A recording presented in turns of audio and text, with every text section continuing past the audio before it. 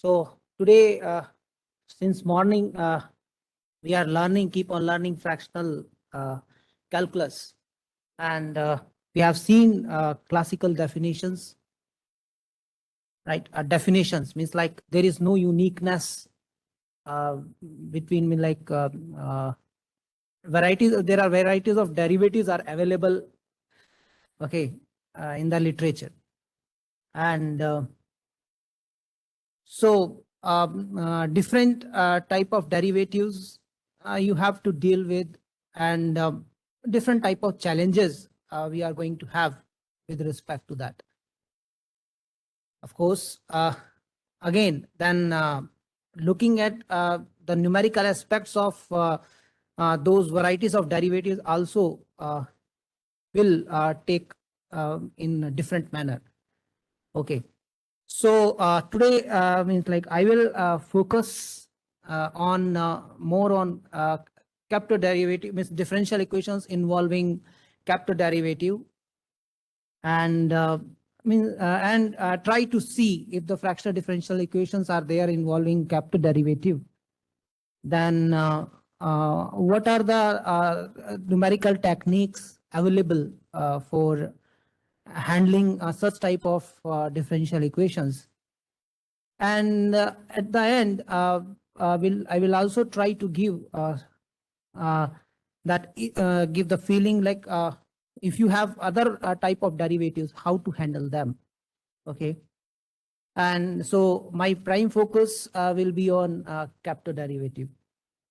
Okay, so before going further, okay, so we have two categories. I'm defining two categories of fractional derivatives. There are like with singular kernel and without singular kernel. So I hope if you have gone through the definitions of different fractional derivatives in the morning, they have the kernel. There are, let me list a few like capital derivative. If I use this notation, okay, I'm just using this notation for a capital derivative. Okay, and let's say for function y of t, and here this 0 is the notation with respect to means like 0 lower limit, and is t is for with respect to time, and alpha is I'm right now principally working on alpha belongs to 0 to 1. Okay, because in the morning also it is stated that you have to bear the singularity whenever alpha belongs to 0 to 1, alpha less than 1. So if I go with respect to the definition, it's nothing but gamma 1 by gamma 1 minus alpha integration 0 to t t minus s to the power minus alpha f dash of s ds. Now, if you look at carefully, it's going to be, I mean, it's like you can treat like it's a convolution between t to the power minus alpha by gamma 1 minus alpha with f dash of t. It's another way to look at it. Okay. Now, so this similarly, there are other derivatives available, like Riemann-Lovely derivatives, that also has singular kernel. What do you mean by singular kernel? Means it has singularity. So if you look at this function, okay, it is singular near to 0. So you will definitely encounter problem when you looking the solution near the t equals to 0. Okay, right.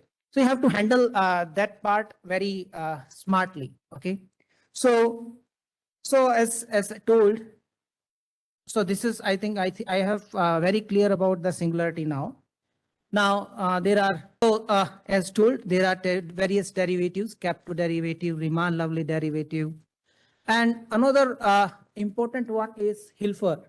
Okay, so if you again, if I look at them, so capital derivative, if you recall the notation in the morning, okay, that Riemann-Lovely fractional integral, it's nothing but the concatenation between them. Okay, so if I have this notation, okay, for the fractional integral, Riemann-Lovell integral, means like you have this is here 1 minus alpha d f of t, and this is here is some d. I think this capital D can be understood in the sense of derivative with respect to t. And if you look at here carefully again, here in the both the cases, you have the one parameter alpha, which is belongs to 0 to 1. Again, this can be also seen as a control parameter when you are handling some real world problem. Okay, we will come back to that. Okay, now what the Hilford does is he has done the novel generalization of both Kapto and Riemann-Lovell by introducing another control parameter. Okay, so I may just give you a very precise definition of a Hilford derivative.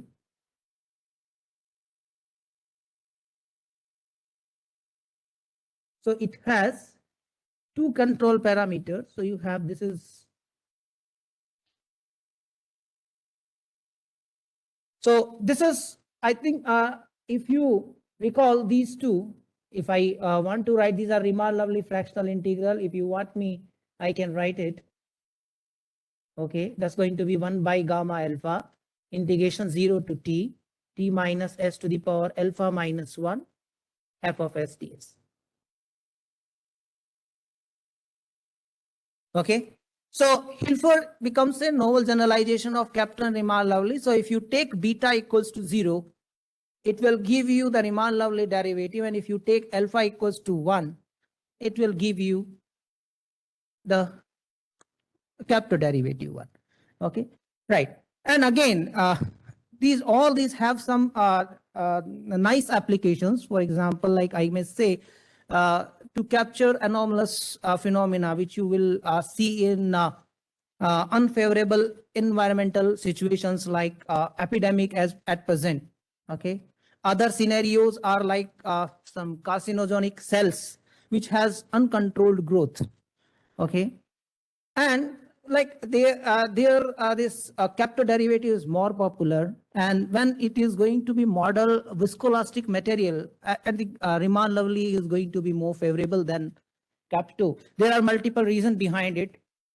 Okay, and another important major difference between Kapto and Riemann-Lovell is that Kapto derivative of a constant is 0, and Riemann-Lovell derivative of a constant is a non-zero.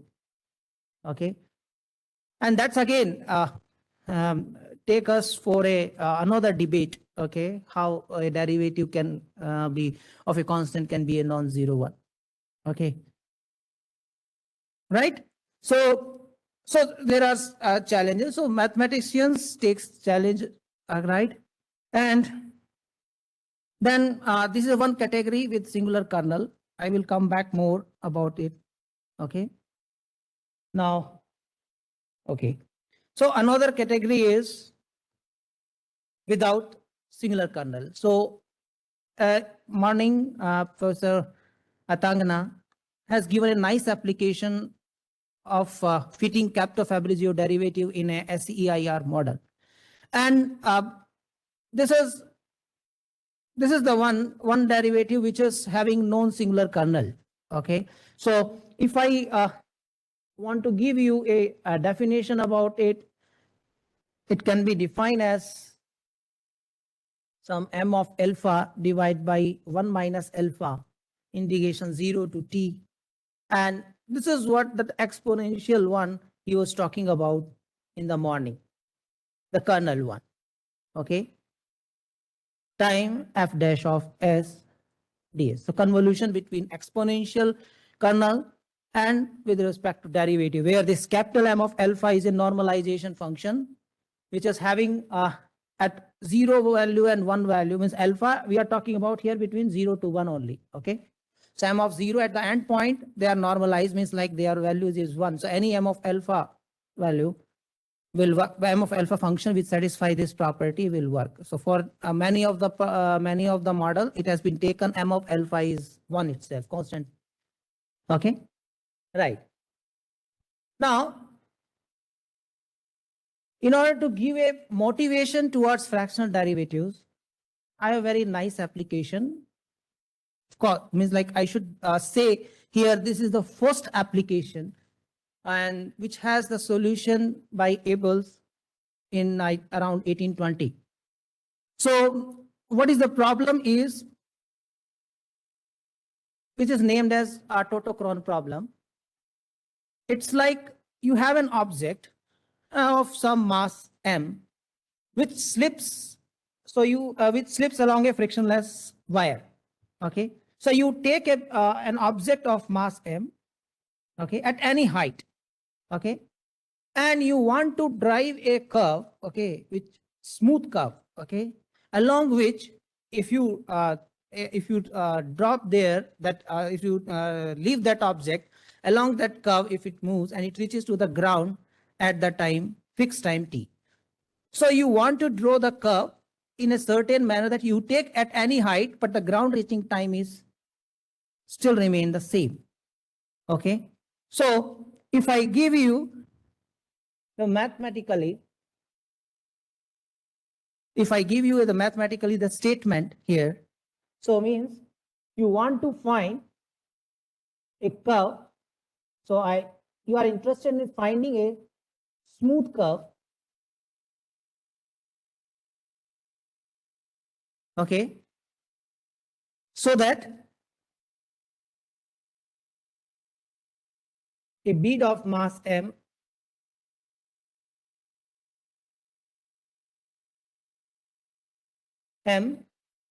smooth curve means it zips along a frictionless curve. I'm just talking about frictionless wire. Okay, bead of mass m leaving at height, let's say eta equals to y, at time t equals to 0, and it should reach to the ground to height eta equals to 0. Eta is denoting the height at time t equals to capital T. So we want to find such a curve. You take along any height, and along with the curve, the bit of that object which should reach to the ground within a fixed time t.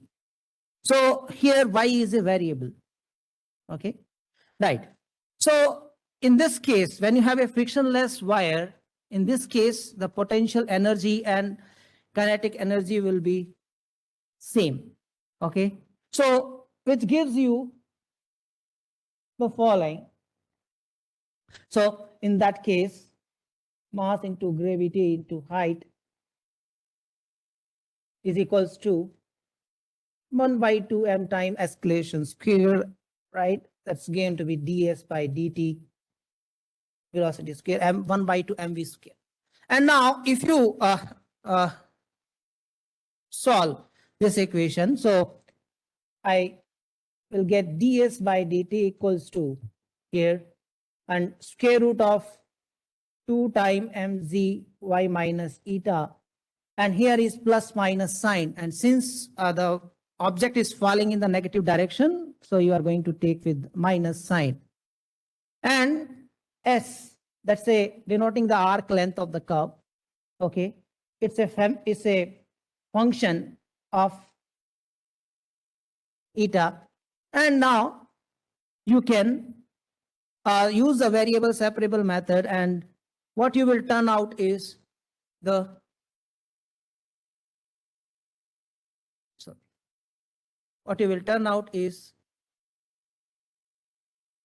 following differential equation, and which is involving the capital derivative.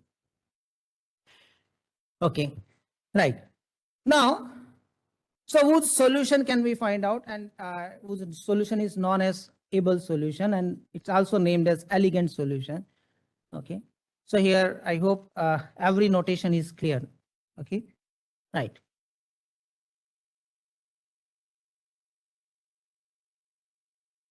Yeah, so another application is like if you want to see fractional derivatives, as mentioned, to capture anomalous reality in various physical phenomena. So in order to do that, so I have this reference, you can also go through it, which is a very nice motivation towards involving the capture derivatives. So it is actually essentially means using the fact that the generalized exponential function, okay, the behavior of the generalized exponential function. So if it's mentioned in the lecture also, right? Alpha equals to 1, it will coincide with the exponential, standard exponential definition. Okay. Now, if you look at the carefully, the behavior of this Mittag-Leffler function, okay, at say z equals to minus t to the power alpha. Okay. Now, you can see at alpha equals to 0.25, you have a curve which is almost exponential. Okay. Means you have a different trajectory, but it's almost exponential. Similarly, at alpha equals to 0.5, alpha equals to 0.75, and so on. If it reaches to 1, it actually converges into that actual exponential decay. So this motivates us. What? This motivates us the following. So this motivates us the following. Then when you are talking about any population model, okay, and when you know in the population growth, that population density is the rate of change. You have seen that if you take x and y are population density, their dx by dt is proportional to x itself, and dy by dt is a proportional to y itself, where you will see that exponential growth. But as I mentioned, when you have an anomalous phenomena such as like war, epidemic, and where you will not see the actual exponential decay or actual exponential growth, there means it need that then this ideal model will not be a best fitted model. So therefore, this dx by dt, that in the reference you can also go through in the detail, that they have also discussed the fractional population model. Okay, so that going to be now used, it will be more realistic than the previous ideal model to model the population density. Okay, right.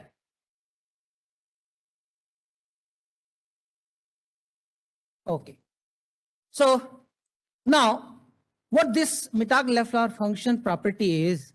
So we have seen one type of test equation, right, in the or eigenvalue problem in classical order, first order differential equation, like dy by dt equals to lambda y.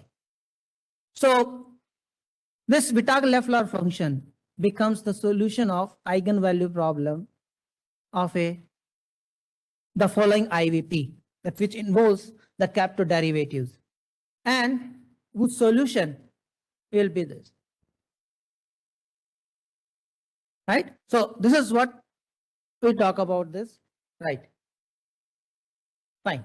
So now for history and other recent developments, one can refer to this. This is a very first book, you can say, Oldham and Spanier. It's a very nice book, okay, from which actually you get a good presentation for going for if you are going with to derive a numerical scheme, okay, and also it will give you the historical reasons behind how the fractional calculus appears in the differential equation. So this has very nice proof. Another is a monograph by Samko. It also involves the motivation, application, and so on. Okay, right. So we have the capital fractional derivative. So let me take you that if you have f of t equals to t to the power n, what will be the fractional derivative? Okay, and it can be easily solved by using beta gamma function. Okay, you have to just substitute, okay, t to the power n, right, in the equation. That will be, okay, so it's okay, and beta gamma function relation, I think, because many times you want to know how to find the capital derivative of certain function. So you should know the standard derivative of t to the power n. If you want to go with 1 upon gamma 1 minus alpha integration 0 to t minus s to the power minus alpha, and derivative of this is n time t to the power n minus 1, and this is s here, ds.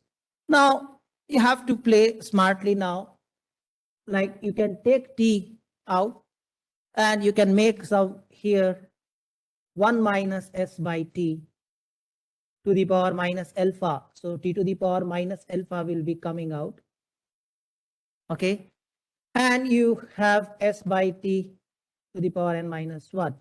So you have to do some adjustment here. Okay, so it is t to the power n and 1 by t is here, and then you can substitute it in the integral and make the proper substitution s by t equals to u.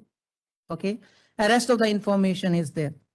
Okay, so I'm not going much detail here, so I just give you a way to identify how to get the capital derivative of, now for any polynomial of degree n, you can do that. So once you have for any t to the power n, okay, you can certainly use it to derive the capital derivative of e to the power at. That's standard, again, another standard function. Okay, so there are two ways again. Either you substitute in the integral and then do, or you use this formula for each term. Okay, we have this, okay, another important property of the Mitac-Leffler function is an entire function. Okay, it is analytic everywhere. Okay, right, it has very nice properties. Okay, now, so this is one example of capital derivative of t square. So if you take n equals to 2 here, you will get gamma 3 divided by gamma 3 minus alpha t to the power 2 minus alpha. Now you can see when you have alpha equals to 0th derivative, by convention you take identity operator. That's going to be coincide with t square. Okay, and when it is reaching to 1, it is actually reaching to that straight line, that first derivative 2t. And in between them, there is a different trajectories. Okay, which certainly will help you to decide when you want to fit some real life problem here. Okay, now let's come to now fractional differential equations. So the very important differential equation which I have seen, okay, is logistic equation. It's fractional version, and it's, and you can say now here why I can comment that why numerical treatment is required, because you don't have analytic expression for this. People have tried by using different ways, by using Fourier series or Euler's number. Okay, but they are approximations. Okay, but still analytic expression is not known. And this logistic equation has very nice applications in biology, medicine, and like study of evolution of, you can say, the current COVID-19 pandemic, it has been highly used. Okay, right. Another differential equation which will define the competition between two species is the ideal model is converted into fractional population model. And I hope the second term and third term in the right side are can be understood, okay, based on the environmental conditions. Okay, so I think if I want to make a quick comment on this, so if if I say X and Y are two species, then if one species grow, other will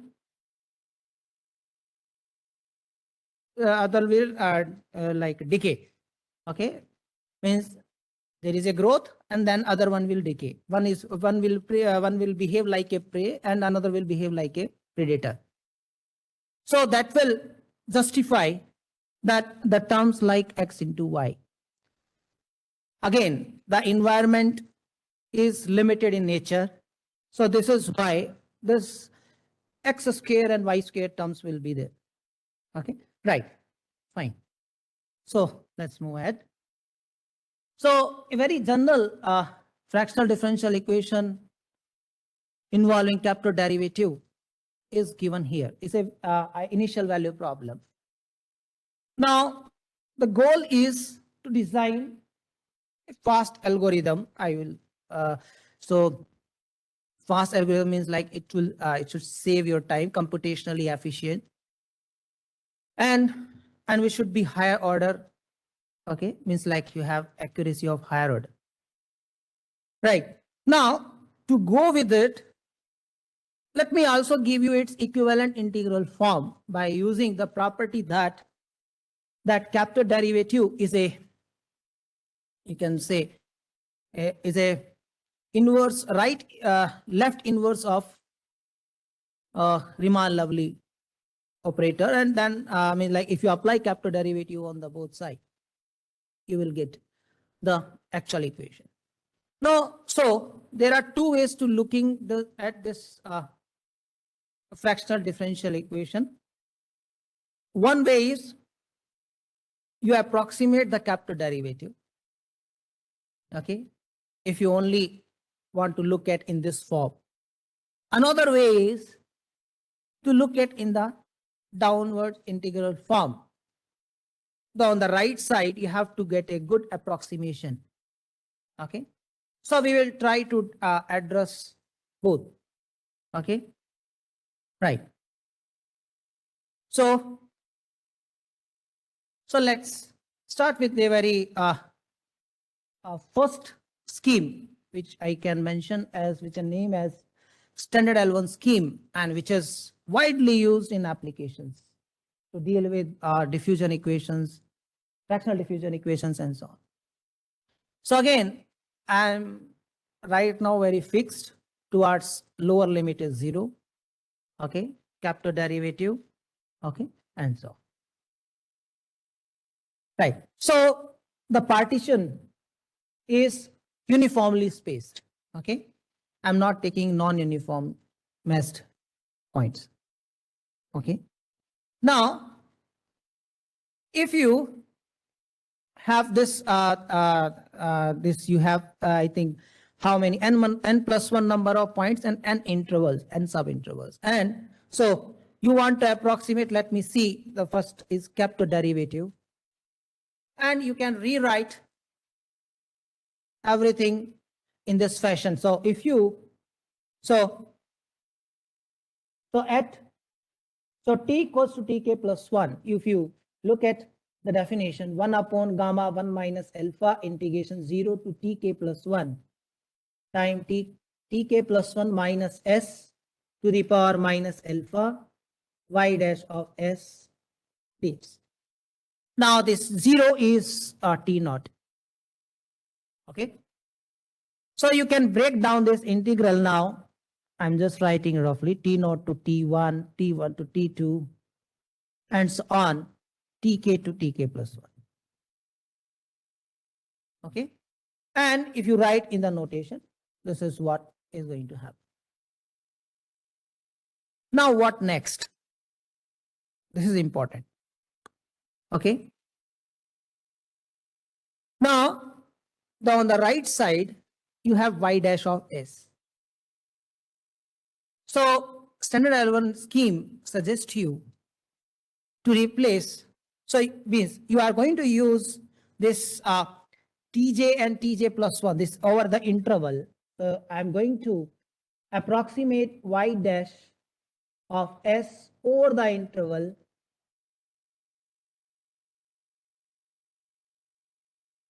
Tj to Tj plus 1.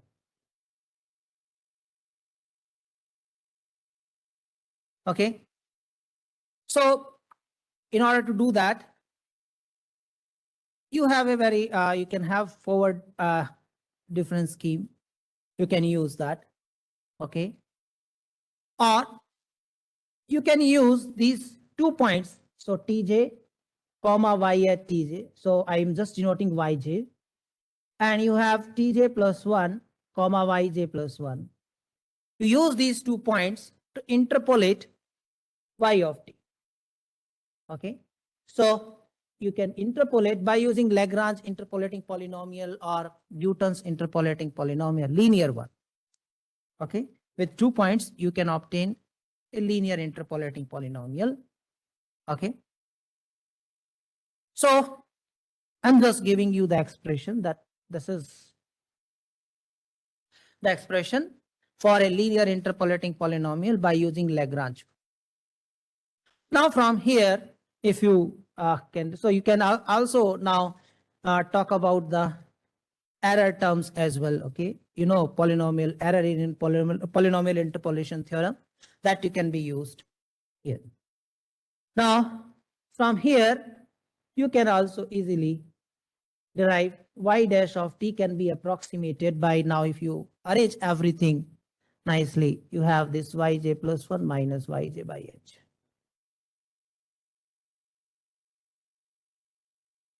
Okay, so over each interval, you are going to approximate by the linear interpolating polynomial, and then you can get the y dash from here. And then you can replace this y dash of t here. And done. Okay, for this L1 scheme is done. Because you are using linear interpolating polynomial. This is why it is called a L1 scheme. What is the order of accuracy you will get is of order s to the power 2 minus alpha from here. Okay. So that can be again discussed with respect to you, if you go with the error in polynomial interpolation theorem. Okay, that will give you the error here in capital derivative, that will give you this. Now, if you use this, so I'm going to give you an expression for the approximation of capital derivatives. I must put here approximation. Now, let's use it. Let's solve one problem by using an example for this L1 scheme. Okay. So I have taken this initial value problem for which exact solution is known, because here lambda is minus 1. So here is, I think, E alpha minus t to the power L. This is going to be the exact solution for this. Okay. Now you go through the L1 scheme again. So you divide the interval into partitions, and over each sub interval use the linear polynomial and approximate at t equals to tk plus 2. So once you do that, so this is what the capital derivative at tk plus 1 on the right side. And now you rearrange each and everything to get yk plus 1 equals 2. So you will get an explicit scheme here. Okay. Right. So finally, you will get the following L1 scheme, that's explicit scheme. Okay. I hope you can understand the difference between an explicit scheme and implicit scheme, because means like on the right side, you are going to use the previously obtained information, and then you will get the approximation for the present one, or you can say future one. Right. So I have mentioned the exact solution will be this. So now this is the plot.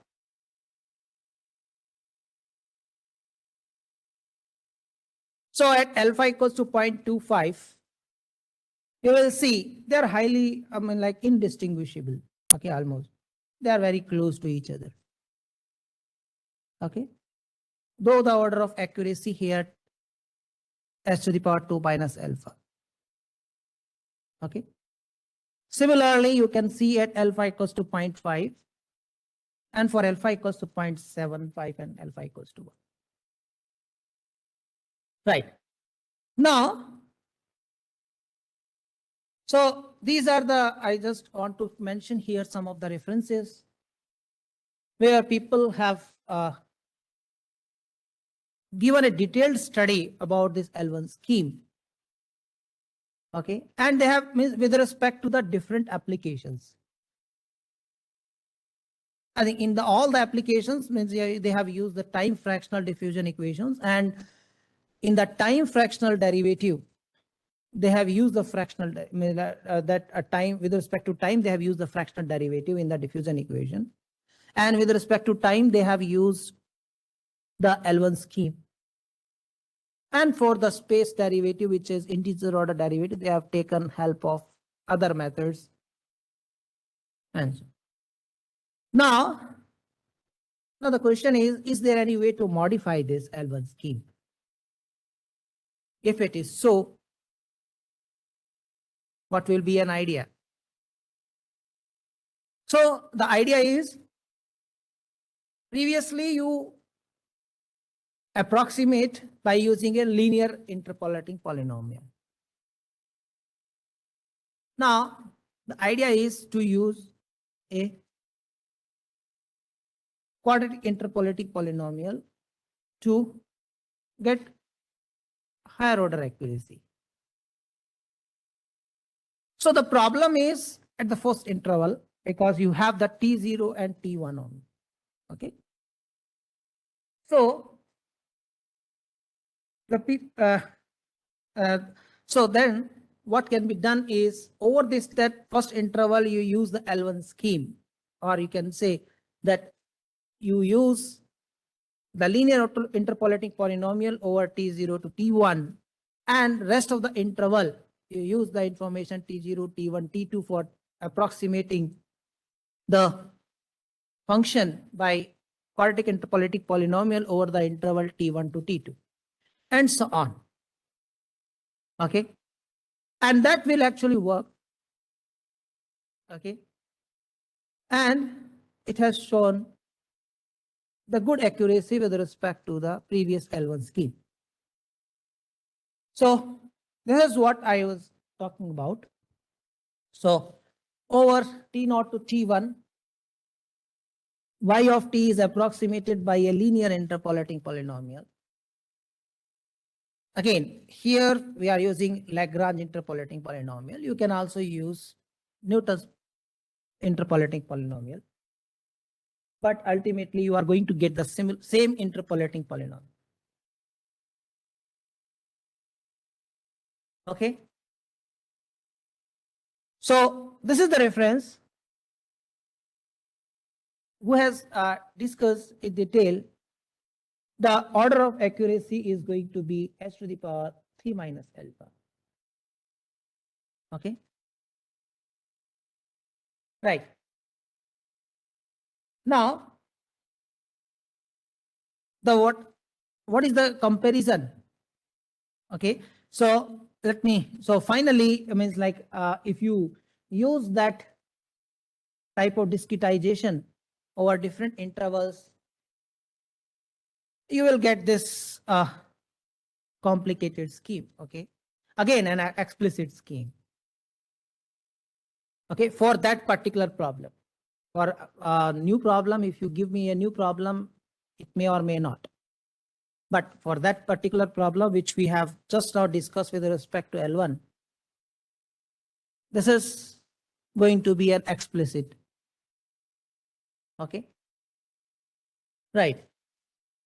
So these things can be fine, means like you have to just appropriately substitute this over T0 to T1, and you have to substitute this quadratic polynomial for Tj to Tj plus 1, and you have to just carefully do that, do those calculations. Okay. Now,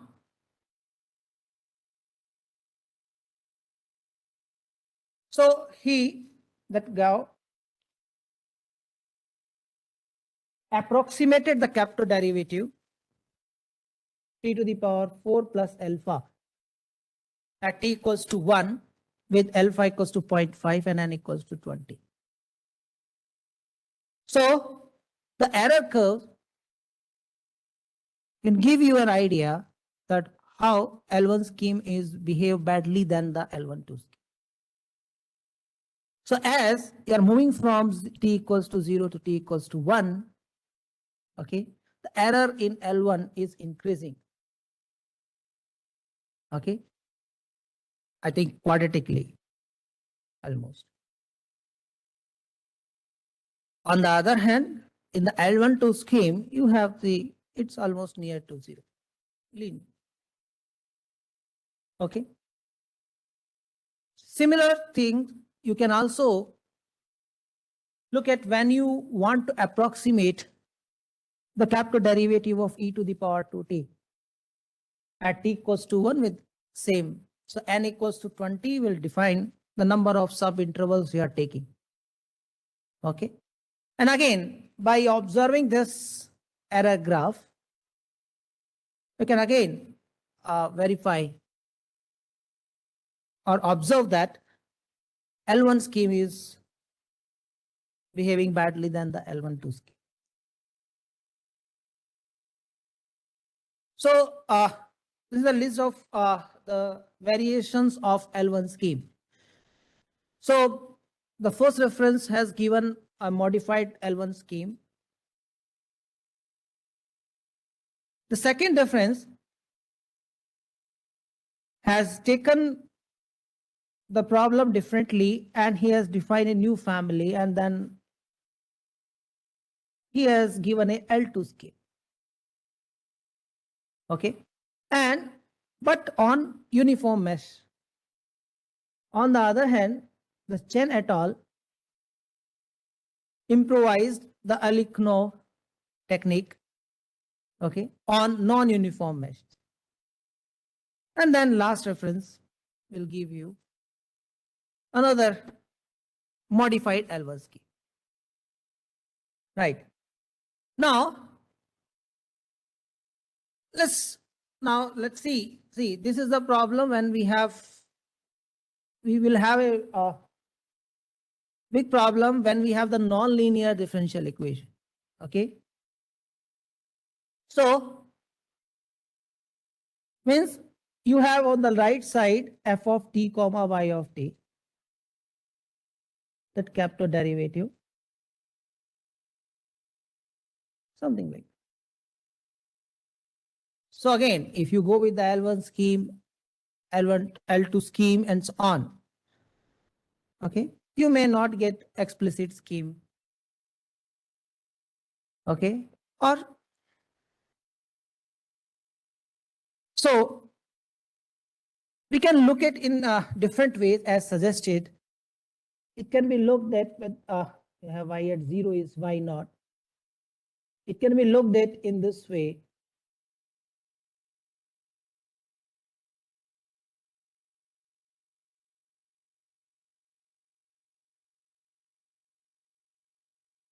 So instead of approximating the capital derivative, now you are going to approximate this. Or in other words, you are going to get a quadrature formula for approximating this. In principle means now you are going to approximate this convolution f of between k of t and f of t, where k of t denotes the kernel.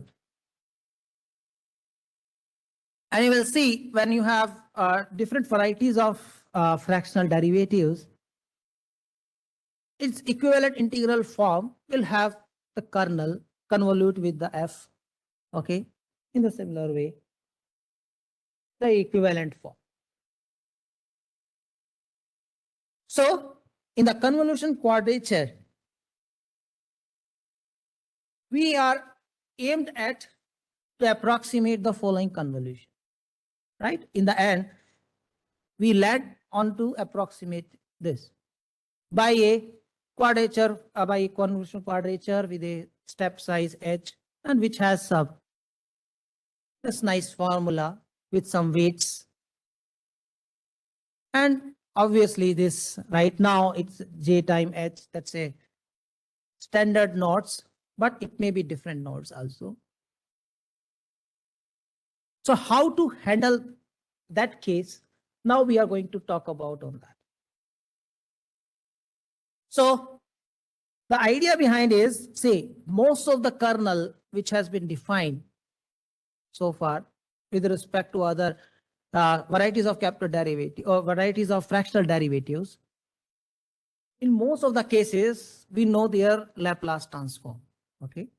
So therefore, we are going to use the inversion formula for Laplace transform of k of t. So for example, you have in the capital derivative, or not a capital derivative now, you have this is I alpha is 1 upon gamma alpha integration 0 to t minus s to the power. So you have this convolution, so t to the power alpha minus 1. Start with, you have f of t by gamma. I can throw this side. Now, you know the Laplace transform of this, right? So what are you going to do is, you are going to use this inverse Laplace transform formula. Okay, right. So let's use this by using Cauchy residue theorem. You have this inversion of Laplace transform. So here, this gamma, I hope these notations are clear. E to the power t lambda, capital K stands for the Laplace transform of K, and lambda is a dummy index. So here, gamma is a contour in the sector of analyticity, which going towards infinity with an acute angle to the negative real half axis. And it's oriented with increasing imaginary part. Moreover, before going to design this convolution quadrature, you have another condition here, that this k of t is analytic. Analytic in t greater than 0. I think I don't need to mention, okay, by a meaning of function is analytic in certain domain means it's going to be, it can be expressed as a power series. Okay, right. Roughly, I have told you. Moreover, this k of t satisfies the following condition. Mod of k of t is less than equals to c time t to the power alpha minus 1 time e to the power ct. C is some constant. Okay. So, which essentially, this condition essentially tells you that this k function is locally integrable. Okay, right. So now, how to use this inversion formula for Laplace transform of k of t? So what you have to do is you have to replace this. So for example, I have written down here for a power law, okay, t to the power alpha minus, because we are now going around the Riemann lovely fractional integral. So let us talk about that. Now you replace this t to the power alpha minus 1 by this following one. Okay. So what you will get is, I may have this here. Yeah. The following expression. And so this f of lambda t is equals to integration 0 to t e to the power minus lambda t minus s f of s ds. Now, note that now we have to notice now what are the challenges. Okay. Now, this function, okay, can be approximated easily. Why? Because if you look at carefully, if you differentiate it with respect to time, and if you rearrange everything, it's going to be this. So it's going to solve the following ODE. You use Leibniz rule, okay, with where the variable limits are there. If you differentiate with respect to time, you will going to be you are going to be deriving this first order differential equation, and which is linear, okay, and which can be solved by using any ordinary method, okay, ordinary differential equation method. There are RK methods and so on. The main challenge lies in approximating this. Okay, the main challenge lies here. Let's talk about more about it.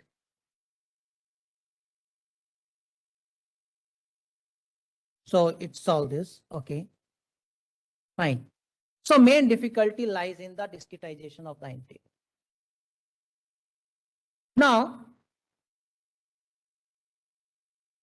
why it is so means like we are requiring the quadrature nodes and weights to approximate the following improper integral. Of course, it will be too nice. I mean, like, this formula will be too straightforward when you get the quadrature nodes and weights independent of t. Otherwise, like if you don't get the quadrature nodes or weights independent of t, you will be landing into a complicated marching strategy. Okay. So, however, the people have worked over it. Okay. And I can mention some of the reference by Lubick and Shadel. He has done a very nice job. However, he obtained the quadrature nodes and weights with depending on t. And Diethelm has used some different type of nodes. Okay. So what you want is the quadrature nodes and weights to be approximated, and they should be independent of time. So if we put this restriction,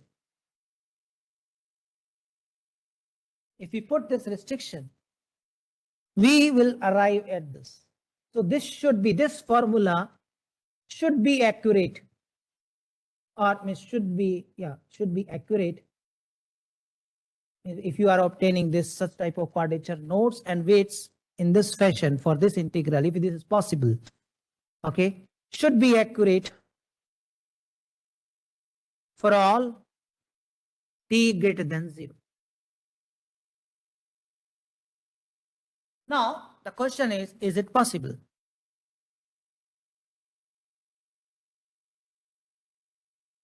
Yeah, is it possible?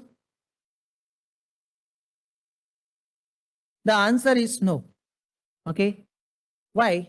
Because right hand side, sorry, left hand side has a singularity at 0, near 0. So, therefore,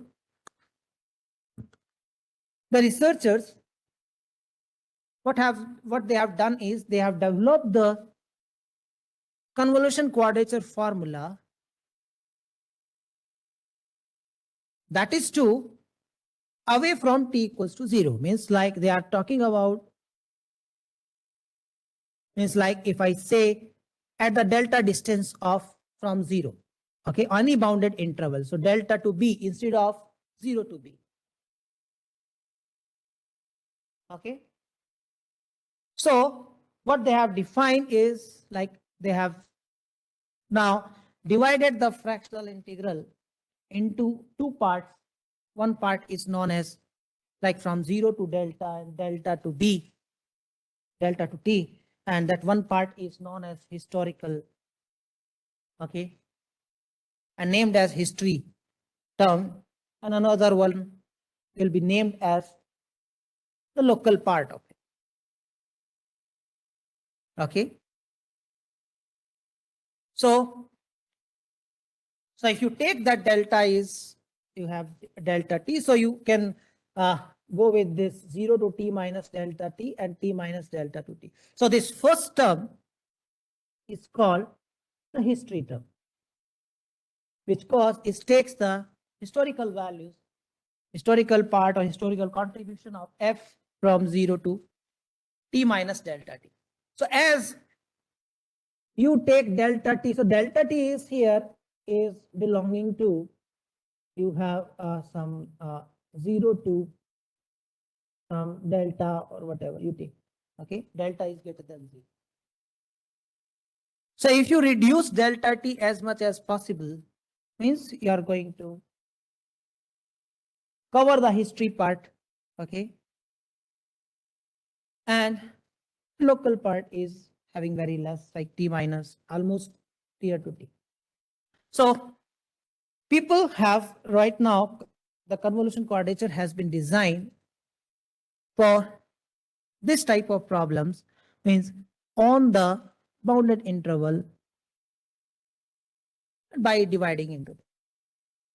So here I may mention the two references which gives you fully discrete and adaptive scheme, and I of higher order, where this history term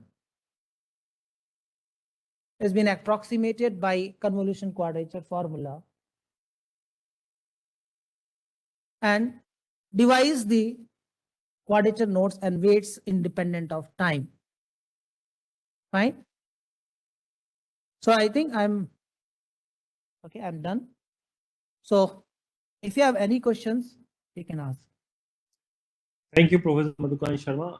So I have some very basic questions because this field is new. I am not expert, but the first question that I have actually as you know that if you look at differential equation, integer differential equation with constant coefficients, right? We can solve it in terms of auxiliary equations and so on, right?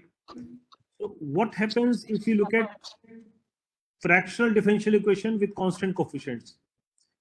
Does there exist similar kind of methods? No. Because now I think exponential function may not work, but something else might work, right? In order to find solutions. So does there exist this kind of approach? No, it is. I think I may say so far no. Maybe like the approach can be designed. It's like, in my opinion, it's like I have didn't check it actually personally, but I can say by looking at this result which we have seen, okay, that capital derivative is actually use this fact that capital derivative of y is lambda y for this Mittag-Leffler function. So Correct. constant multiple of that. So if we use this, I hope we may get something, but I'm not sure. But so far it is not there in the literature. Okay. And the second question I have, right? So once we have a fractional derivative, we have fractional integration also, right? So now we know that in the classical sense, if we have integration a to b f of x dx, it represents area under the curve. Is there any such notion for fractional integral here?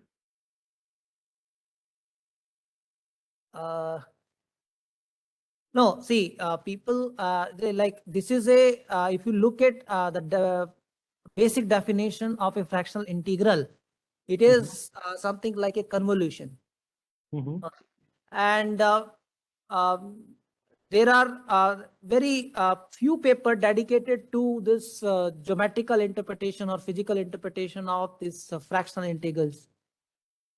With some, with their some different ways they have taken, and they have tried to explain it like a fractional integral can be seen as a shadow of the wall, something like that. Okay. And my last question is, so we know that based on classical things, we have Fourier transform, discrete Fourier transform. So now I think certainly there must be in the literature, I'm guessing that about fractional Fourier transform and, something like that. So whether for solving fractional equations, people are using fractional Fourier transform or the normal Fourier transform? No. Or, No, based on the motivation behind the fractional derivative, they have actually motivated themselves to give this generalization to this fractional Fourier transform, and fractional Hilbert transform is also there. But there, I think a fractional Hilbert transform, which I have encountered during this signal decomposition techniques, there we have seen an application of it. Okay, and the fractional Hilbert transform, there are again two ways to define. One way is directly related with the fractional integral. Another way is completely different than the fractional one. So basically, my question was basically if we try to solve a differential equation using transforms, right? So if we use Fourier transform, so basically, in some cases, so can we use fractional Fourier transform? Somebody has tried something like that as an application of fractional Fourier transform. Maybe in literature, I have only seen the use of fractional Fourier transform in deriving the applications, but not in solving fractional differential equations for Fourier transform. Like fractional Fourier transform I'm talking about. But for Fourier transform, there are applications to solve the differential, trying to solve the fractional differential equations, and Laplace transform is also highly used in solving fractional differential equations. But the fractional version, fractional Fourier transform, I am aware that that do exist, but for fractional Laplace transform, I'm not aware about it. So what do you think that what is the reason, like people are not exploring, or what? I mean, or is it a difficult subject? Of course, I think it's a difficult subject, right? But no, it's a too difficult. Say